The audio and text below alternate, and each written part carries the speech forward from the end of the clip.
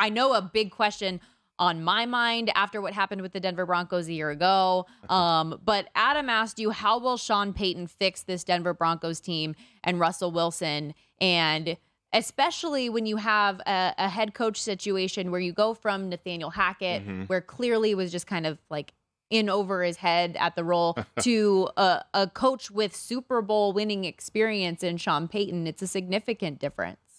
It really is, Stormy. And from the jump, it was going to be difficult for Hackett because the whole offseason did not go according to plan or go according to what people believed should have been the way for the Broncos. You know, you go from these legendary coaches like Mike Shanahan and Gary Kubiak's in there. They win Super Bowls, and okay, it's different now.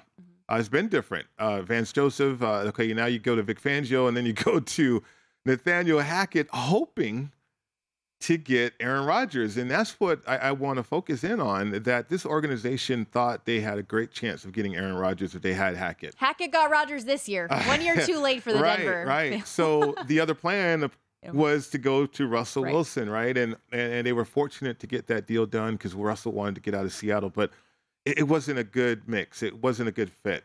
You had a head coach, first-time head coach with zero credibility. And in the locker room, credibility and trust is everything. Now Sean Payton comes in, he instantly has credibility.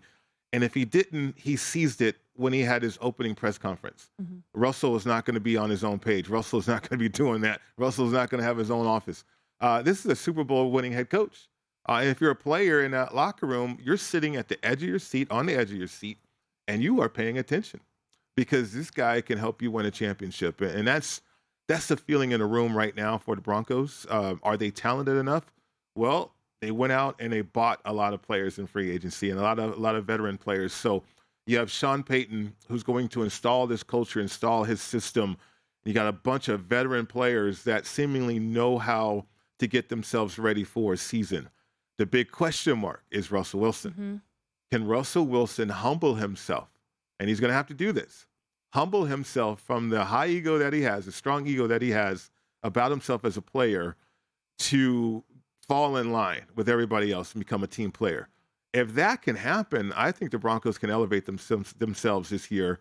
I don't think they'll win the division or anything like that, but certainly they got a chance to win a lot of games, a lot more games than they won last year. Well, and for this offense specifically, we saw week in and week out how much they struggled. Bottom two in points per game, total points on the season, the red zone issues we know that they had. Russell Wilson's numbers specifically, some of the worst of his entire career, 16 touchdowns, 11 picks for the season. So as you look at some of his prop numbers that are sitting up there right now, last season had just over 3,500 yards. The year prior, 3,100. Obviously that season, though, he was dealing with injuries throughout, especially in the back half of the year. But 3,750.5, his number right now, juice to the under at -140. The touchdown number back up to where he's more typically been year in and year out at 24.5. Which of those do you think he's more likely to get over this season if he plays to his potential? Well, it's going to be a short passing game, a precise passing game for Russell Wilson, and certainly what Sean Payton wants to do. I think Jerry Jeudy can extend the play or extend the field, if you will, with his playmaking ability. Courtland Sutton is a complete, he's Michael Thomas, basically. He's a tree out there. He's a possession receiver now, even though he did go to a Pro Bowl early in his career. Where the Broncos really missed last year was Tim Patrick.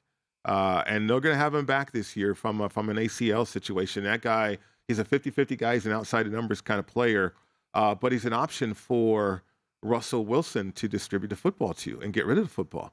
And I think he's a playmaker that's underrated. He could really help this team once he gets back on the field. He's just got to stay healthy, though.